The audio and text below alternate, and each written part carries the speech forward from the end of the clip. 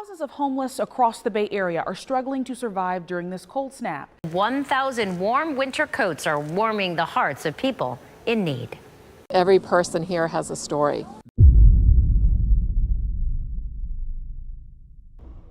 Well, I got raped. I don't do drugs. I drink a little bit. I mean, I stick with beer, but I don't go overboard. The police have been pretty cool with me because they know me, because I don't do other I don't prostitute and I don't do drugs. I'm just fighting with my balloon. Basically, there's a lot of prostitution and a lot of drugs that way. Time for everybody to wake up. No more watching TV. No more of this bullshit. Everybody got to wake the fuck up right now. Okay? I'm gonna explain something to you. Now, the internet you think you live in and you know stuff and it's teaching you shit, ain't teaching you shit. Okay? The internet, the 100%, we live in the top 15%. We swim in 15%. Only 6 men own 15% of everything you fucking know. Only 6 guys run the whole shit. And they all hate Trump. Why do you think they hate Trump? I'm going to tell you why the fuck they hate Trump. Because 80% of the goddamn internet's the deep web. You ever been there? Don't go. I went. They're killing children on camera. They're betting on killing people. They're selling human meat. You don't know where the fuck you live. You don't know what reality is. Cracktown is over there. That's where all the drugs are. There's a lot of people dying over there. When you hear the ambulances and all that, they seem to go that way because that's Cracktown. The Salvation Army charges $15 a night for people who aren't in a hotbed program or in a work program. As far as I know, their policies aren't really well stated anywhere. They kind of change depending on who's behind the front desk. Last night while I was sleeping, my bag was robbed. I paid to sleep here to get robbed. And when you tell the staff, they don't care. Going back to sanitation, again, we pay to stay here $15 a night, only through money order. You can't come here with cash. I did say in the Salvation Army a few nights, but they're all fucking junkies, and fuck them bastards. And I'll fight any man in America. I fought every man in New York, Boston, Carolinas. But now I'm sitting in this damn chair. And I'm gonna fucking knock them all out for a fucking lead the fuck. Sanitation. These grounds that you see here are usually they're clean now, but during the day it's disgusting. There's garbage everywhere. Rodents and birds everywhere eating the food. That's the first thing I'll tell you about the sanitation. Let's go inside. The floors are dirty. No one cleans, no one sweeps them. The kitchen area inside is always filthy. The bathrooms are always filthy. For about a week period, there was fecal matter in the water and urine in the water. The curtains are from 1960, hard plastic. They're torn. It looks awful in there. It looks like we're in prison. We're paying to be housed like prisoners. It's a great place to stay if you got the money. If you don't have any money, it can be hell, and I mean that literally. You don't know, right? Exactly. And they do all kinds of fucked up shit to people. There's one thing that they sell. It's called human foie gras. You know what foie gras is? All bougie and shit. That's duck liver. What do you think humane foie gras is? They take people, they force feed them until their livers expand and they die. They take the liver out, they slice that shit and sell it. You don't know where the fuck you live. You think that, oh, I know stuff. Oh my God, I know Twitter, I know Facebook, I know CNN, I know. Fuck you. You don't know it. I've been doing this 7 years. I'm telling you. This shit is for fucking real. And all of us gotta wake each other the fuck up. Okay. And to someone that's never been to Bradenton, how would you explain how it is living Bradenton's here? awful. Bradenton is worse than Palmetto. And what's happening is Sarasota's kicking people out of Sarasota. Then they migrate to Bradenton. Then they're coming here, and Palmetto Police Department is not liking it. One like last thing. Have you had any relationships out here, like a boyfriend or anything like that? No. Why? You say? I am not sexually active. Okay. Now that I have 3 kids and I'm 55 years old, I am tired. All right. Yeah, I don't want anything. Are you able to wash all of your clothes at? Nowhere. Nowhere. Nowhere. That's why I wear the same stuff. Look at this. Don't even look at my legs. Yeah. I mean, I have like a soap and water stuff, and I just bought a bucket. So I go to just to use the water, and then I got soap and stuff, but that's basically it.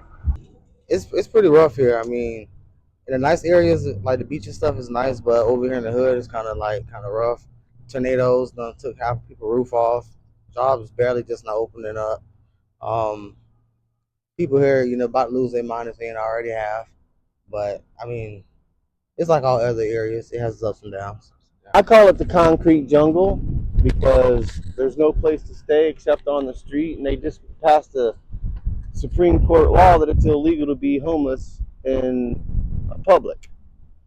So they do have this new program out called Hotbeds, which I'm in, that takes you off of the street and helps you get a job, which is the first time I've seen this in years. But they take you off. They're building facilities all over, but if you don't take the help, the next time you get accosted by them, you can go to jail.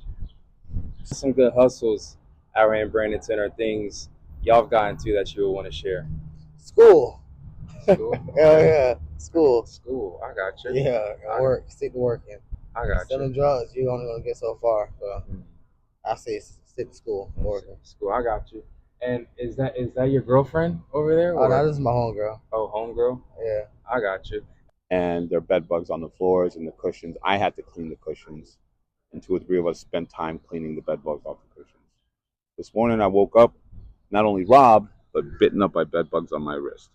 Also, in terms of when you ask them to provide any kind of soap or toilet paper, it's like Fort Knox. They won't give you anything. In terms of food, let's say they provide no food except for black coffee in the morning and leftover pastries from whoever donated it. They don't provide, in my estimation, they don't provide good food here at all. There's no security guard here. There's only one person at night. And I've seen many of these men here challenge other people inside to fight fist fights. I would kick them out myself. This is not a place for that. They allow that here. Everybody steals stuff, everything I've owned gotten stolen, I've been assaulted. I'm 51, and it's not getting any easier. The older you are, the more vulnerable you are, Thank God I got a job now and I can start standing on my own 2 feet, but a lot of people don't have that opportunity, because they won't seek the help that they need. And that's what people need to do, is seek the help that they need. And I think the world would be a better place if they could just do that for themselves. You can't do it for them. You got to do it for yourself. Wait, what does this guy do? Oh. All right. I've been homeless since Thanksgiving. My mom died, and I was out on the street. I got family back up north, but I wasn't ready to go up there, and I got a job here. But I've had 2 heat strokes working, as a day laborer out here, because that's not easy either. On the totem pole, what do you got to do? You got to go to day labor. You got to dig a ditch. It's hot. When you're 51 years old and you get a water every hour or so, that's not enough. You're gonna fall out. They don't give you enough. They don't have enough resources. This is mental. I come from a clinical psych background. I've got a degree in psychology. There's mental health here. 10 people in here are mentally ill, men, mentally full on ill, talk to themselves, shit themselves, full on. Shine like diamonds, they call her the queen of the lands. And her hair hung over her shoulders, tied up with a black velvet band. I landed in the Bronx 30 years ago. I come from the old country, from Ireland. I had a great life in this wonderful country. the greatest country in the world. Well, but I'm from Ireland, from the most fucking beautiful, from the fucking most beautiful country in the fucking world. So many wonderful people in this country. I lived in the Bronx 30 years ago, become a fucking Yankee fan. I didn't even know what baseball was, but now I know all the history. And that was the biggest. I lived in New York and Boston and Florida and 5 years in the Carolinas. And I went to the pub at 17 pints, smoked 2 joints, and walked in front of a car. That's why I'm sitting there in a fucking bastard wheelchair. But in 2 weeks, by the grace of God, I won't be sitting there anymore. I walked in front of a car. It fucked my leg up. I've been drinking a few pints every day. Turning Point, wonderful. They help us so much with showers and laundry and food and all the goodies. Salvation Army, they charge $15 a night, and you gotta have a money order and to stay for like 12 hours. You get kicked out. To see him on the positive side. In your name I pray, amen.